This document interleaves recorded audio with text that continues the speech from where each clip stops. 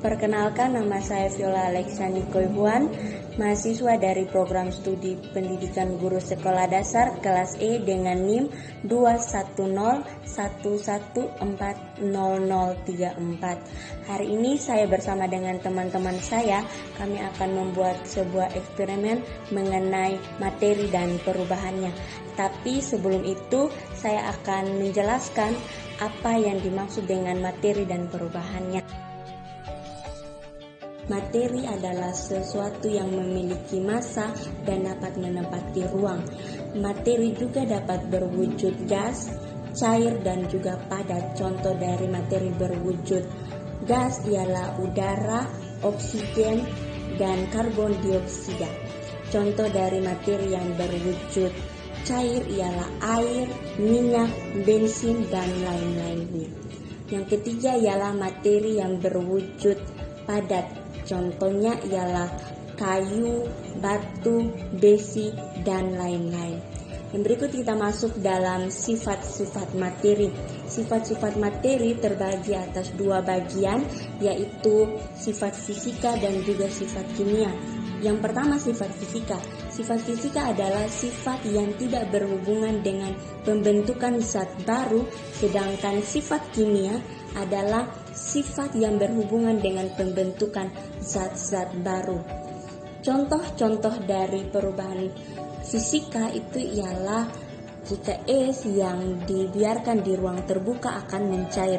Yang kedua ialah contoh perubahan kimia. Contoh perubahan kimia yaitu jika kayu yang dibakar akan menghasilkan arang atau abu. Yang kedua ialah besi yang dibiarkan berlama-lama akan berkarat. Demikian penjelasan singkat dari saya. Selanjutnya kita akan membuat sebuah eksperimen mengenai materi dan perubahannya. Untuk eksperimen yang pertama, di sini saya akan membuat sebuah contoh perubahan fisika. Untuk itu, di sini saya membutuhkan sebuah kertas dan juga gunting.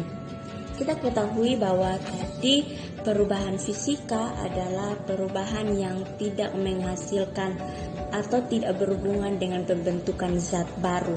Di sini saya akan menggunting sebuah kertas menjadi serpihan kertas yang kecil.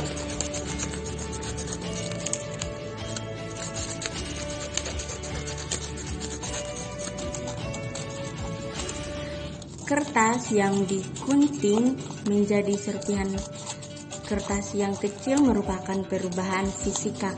Hal ini terjadi karena perubahan fisika adalah perubahan yang tidak menghasilkan zat baru. Komposisinya pun, jika kertas yang digunting menjadi serpihan kecil, tetaplah sebuah kertas.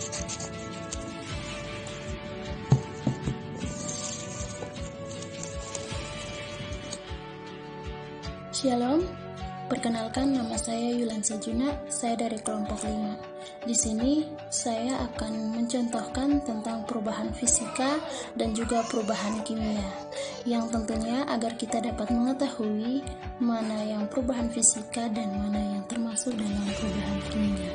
Langsung saja, yang saya betulkan di sini adalah 2 gelas, namun yang satunya adalah gelas kosong dan yang satunya adalah gelas yang berisi es batu. Di sini saya akan pindahkan es batu ini ke dalam gelas yang kosong.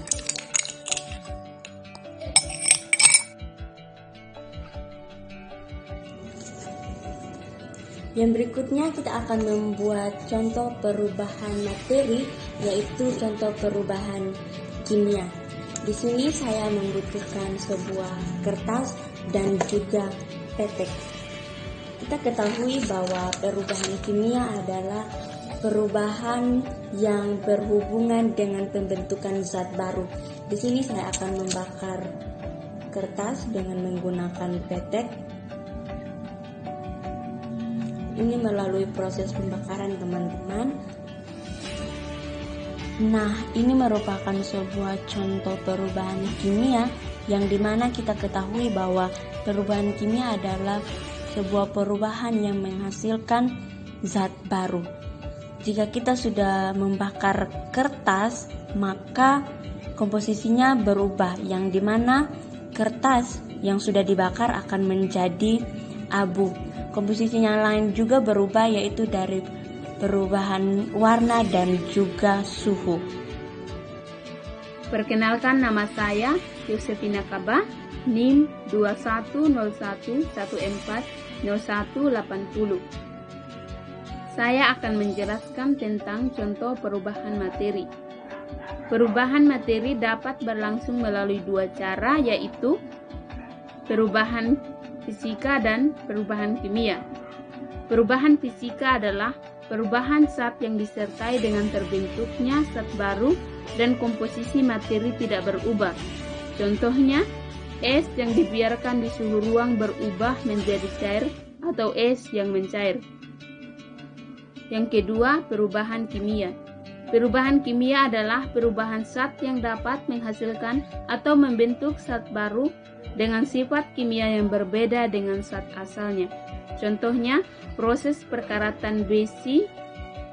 Besi sebelum berkarat merupakan unsur Fe, tetapi setelah berkarat menjadi senyawa Fe2O3.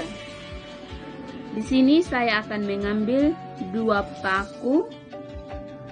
Yang ini sudah berkarat dan yang satunya lagi belum berkarat. Nah, yang belum berkarat ini disebut senyawa Fe dan yang sudah berkarat disebut senyawa Fe2O3. Sekian dan terima kasih.